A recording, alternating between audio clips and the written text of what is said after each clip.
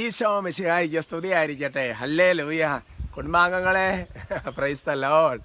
നമ്മുടെ സഹോദരങ്ങളെ, കർത്താവിൻ്റെ കൃപയാൽ ഇന്നത്തെ വിശേഷം പറയാനായിട്ടുള്ളത്, ദൈവത്തിൻ്റെ കൃപയാൽ അഭിഷേകാന്തി സിസ്റ്റേഴ്സ് ലീഡ് ചെയ്യുന്ന യുവജനങ്ങളുടെ ധ്യാനത്തിന് ഒരു സെഷൻ എടുത്തു. പിന്നെ ഞാൻ ഇന്നലെ പറഞ്ഞ റെക്കോർഡിങ്ങും മറ്റു പല കാര്യങ്ങളൊക്കെയാണ്. പ്രത്യേകം പ്രാർത്ഥന ഓർക്കാം. നിങ്ങൾക്ക് സുഖമാണല്ലോ അല്ലേ? ഇപ്പോഴത്തെ വിശേഷം പറയുന്നതിന് മുമ്പ് കുഞ്ഞുങ്ങൾക്ക് സുഖമാണോ? ഹല്ലേലൂയ.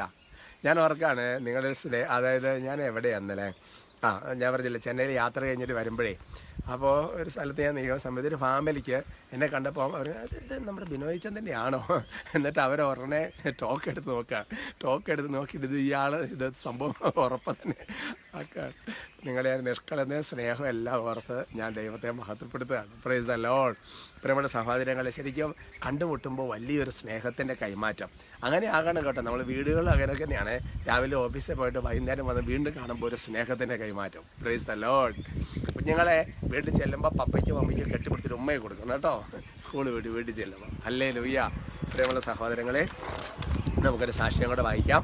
ദൈവ തിരുനാമത്തിന് മഹത്വം ഉണ്ടായിരിക്കട്ടെ. ബഹുമാനപ്പെട്ട അച്ഛ, എൻ്റെ പേര് പ്രിയ. എനിക്കും എൻ്റെ കുടുംബത്തിൽ ലഭിച്ച അനുഗ്രഹങ്ങൾക്ക് യേശുവിനോട് നന്ദി പറയാൻ ഞാൻ സാക്ഷ്യം എഴുതുന്നത്. 2018 മുതൽ ഞാൻ ഈ ശുശ്രൂഷയുടെ അംഗമാണ്. എന്ന് പറഞ്ഞാൽ നമ്മുടെ അഭിഷേകാന്തി കൂടാറുണ്ട്, പിന്നെ ഡെയിലി ടോക്ക്, പിന്നെ യേശുനാമത്തിന് ശക്തിയുള്ള പുസ്തകമൊക്കെ.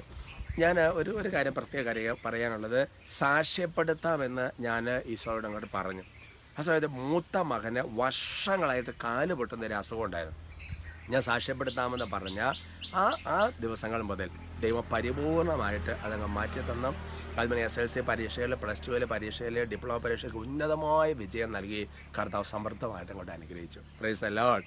അഭിഷേകാന്തി കണ്ട് പ്രാർത്ഥിക്കാം, സാക്ഷ്യപ്പെടുത്താമെന്ന് പറഞ്ഞു കഴിഞ്ഞപ്പോൾ ഇളയ മകൻ അതിനകത്ത് ഫുൾ A+ 2020 പിന്നെ +2 പരീക്ഷ 95.5% മാർക്കോടെ പാസ്സായി എന്നൊക്കെ പറഞ്ഞ് സാക്ഷി എഴുതി അയച്ചിരിക്കുകയാണ്. Praise the Lord. അപ്പോൾ അതുകൊണ്ട് ഇതിനകത്ത് ദൈവം ഉദ്ദേശിക്കുന്ന ഒരു കാര്യം എന്ന് വെച്ചാൽ, നമുക്ക് ദൈവം ഒരു അനുഗ്രഹം തന്നിരിക്കുമ്പോൾ നമ്മൾ സാക്ഷ്യപ്പെടുത്തി ദൈവത്തെ മഹത്വപ്പെടുത്തണം. അപ്പോൾ നിങ്ങൾ സാക്ഷ്യങ്ങളൊക്കെ എഴുതി അയക്കണം കേട്ടോ. കുറവിലങ്ങാടത്തെ അഡ്രസ്സിലും അത് അയച്ചാൽ പെട്ടെന്ന് തന്നെ അങ്ങോട്ട് കിട്ടും. Praise the Lord. ഹല്ലേലൂയ. നമുക്ക് ഒരു വചനം കർത്താവ് പ്രത്യേകമായിട്ട് ഇന്ന് എന്തൊരു ബ്ലെസ്സിങ് ആണ്. ഇന്ന് ശരിക്കും ഈ മാസം ബർത്ത്ഡേ, അതേപോലെ തന്നെ ഫീസ്റ്റ്, അങ്ങനെയുള്ള ആഘോഷങ്ങളൊക്കെ ഉള്ളവർക്ക് പ്രത്യേകം ബ്ലെസ്സിങ് തരാം കേട്ടോ. ഇന്നത്തെ നമ്മുടെ വിഷയത്തിൻ്റെ തലക്കെട്ട് ഇങ്ങനെയാണ്: നമുക്കുള്ള സാക്ഷി ആരാണെന്നറിയാമോ എന്നുള്ളതാണ്. റോമ 1:9, റോമൻസ് ചാപ്റ്റർ 1:9. ഇതാണ് വചനം. ഞാൻ നിങ്ങളെ ഇടപെടാതെ പ്രാർത്ഥിക്കുന്നു എന്നതിന് പൗലോസ് പറയുകയാണ്, അവിടുത്തെ പുത്രനെക്കുറിച്ചുള്ള സുവിശേഷം വഴി ഞാൻ ആത്മനാ ശുശ്രൂഷിക്കുന്ന ദൈവമാണ് എനിക്ക് സാക്ഷി. നമ്മൾ ചിലപ്പോൾ ഒരു നാടൻ ഡയലോഗ് ചിലപ്പോൾ അല്ലേ, ആരും ഇല്ലെങ്കിലും ദൈവം കാണുന്നുണ്ടെന്ന് എനിക്കറിയാം. ഇതൊക്കെ ചില വിഷമത്തിൽ പറയുന്ന ചില സെൻറ്റൻസുകൾ ആണ്. കുഴപ്പമില്ല, തെറ്റൊന്നുമല്ല. പക്ഷേ അതിനേക്കാൾ നമ്മൾ വലിയൊരു ആത്മീയ ബോധ്യം നമ്മുടെ ജീവിതത്തിൽ വേണം. അതായത് നമ്മുടെ ജീവിതത്തിൽ ആരെങ്കിലുമൊക്കെ നമ്മൾ അറിയുന്നു, മനസ്സിലാക്കുന്നു, നമുക്കൊന്നും നമ്മുടെ കൂടെ നിൽക്കാനൊന്നും പറയാനോ സംസാരിക്കാനൊന്നും ആരുമില്ല, അങ്ങനെയൊന്നും ഒരിക്കലും വിഷമിച്ചേക്കരുത് കേട്ടോ. ദൈവമെന്ന് പറയുന്ന അഗതിയുടെ വലതുവശത്ത് അനാഥയുടെ തൊട്ടടുത്ത് നിൽക്കുന്ന ദൈവം. നിങ്ങൾ എന്ത് ചെയ്യും? സൂസനെ സഹായിക്കുന്ന ഒരു മനുഷ്യൻ പോലും, ബന്ധുക്കളും സ്വന്തക്കളും പ്രിയപ്പെട്ടവരും എല്ലാവരും കൈവിട്ട മൊമെന്റിൽ ആരുമില്ലാത്ത സമയത്ത് ഒരു സാക്ഷിയുണ്ട്, ദൈവം അല്ലേ. ജോബ് 16:19 ഒരു വചനമുണ്ടല്ലോ, എൻ്റെ സാക്ഷി സ്വർഗത്തിലും എൻ്റെ ചാമ്പ്യൻകാരൻ ഉന്നതത്തിലും ഇരിക്കുന്നു. കണ്ടോ സഹോദരങ്ങൾ, അതുകൊണ്ട് നമ്മുടെ ഒരവസ്ഥയിലേക്ക് പൗലോസ് പറയാണ്, ഞാൻ നിങ്ങളെ ഇടവിട്ടല്ല പ്രാർത്ഥിക്കേണ്ടത്. പൗലോസ് പറയുന്നുണ്ട്, ഇടപെടാതെ പ്രാർത്ഥന. ഞാൻ നിങ്ങളെ ഇടപെടാതെ പ്രാർത്ഥനയെ ഓർക്കുന്നുണ്ട്. ചില ആൾക്കാർ ഇതൊക്കെ ചുമ്മാ വെറുതെ ഭംഗിവാക്കല്ലേ എന്നൊക്കെ പറയും. പക്ഷെ ഞാൻ അങ്ങനെ നിങ്ങൾക്ക് വേണ്ടി ഇടപെടാതെ പ്രാർത്ഥിക്കുന്നുണ്ട് എന്നത് ഞാൻ യേശുക്രിസ്തുവിനെ ആ സുവിശേഷത്തിലൂടെയാണ് ഞാൻ പ്രസംഗിച്ചുകൊണ്ടിരിക്കുക. അത് ഞാൻ ശുശ്രൂഷയാണ്. അങ്ങനെ ഞാൻ ശുശ്രൂഷിക്കുന്ന എൻ്റെ ദൈവത്തെയാണ് ഞാൻ ശുശ്രൂഷ ചെയ്യുന്നത് അല്ലേ. നിങ്ങൾ എനിക്ക് ചെയ്തു തന്നപ്പോൾ മറ്റുള്ളവർക്ക് ചെയ്തു തന്നപ്പോൾ എനിക്കാണ് ചെയ്തതെന്ന് പറയുന്ന പോലെ.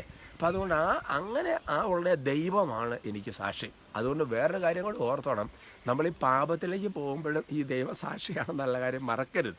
നമ്മൾ പാപത്തിലേക്ക് പോകുമ്പോഴും ദൈവം നമ്മുടെ സാക്ഷിയാണെന്നുള്ള കാര്യം മറക്കരുത്.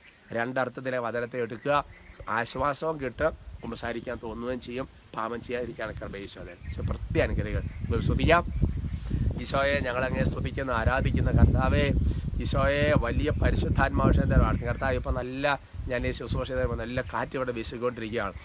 പരിശുദ്ധാത്മാവ് ഇതുപോലെ തന്നെ വചനം കേട്ട് ആശീർവാദം കേട്ടുകൊണ്ടിരിക്കുമ്പോൾ, സ്വീകരിച്ചുകൊണ്ടിരിക്കുമ്പോൾ, പന്തക്കോസ്തയ്ക്ക് ഒരുങ്ങുന്ന അടുത്ത നാളുകളിൽ വലിയ ഒരു പരിശുദ്ധാത്മ കാറ്റ് കർത്താവായ ദൈവമേ ഇവരുടെ ജീവിതങ്ങളിലേക്ക് വ്യാപരിക്കട്ടെ. ഒരു ഫ്രഷ് അനോയിൻറ്റിങ് കർത്താവ് ഞങ്ങളുടെ ജീവിതങ്ങളിലേക്ക് വ്യാപരിക്കട്ടെ എന്ന് പ്രാർത്ഥിക്കുന്നു.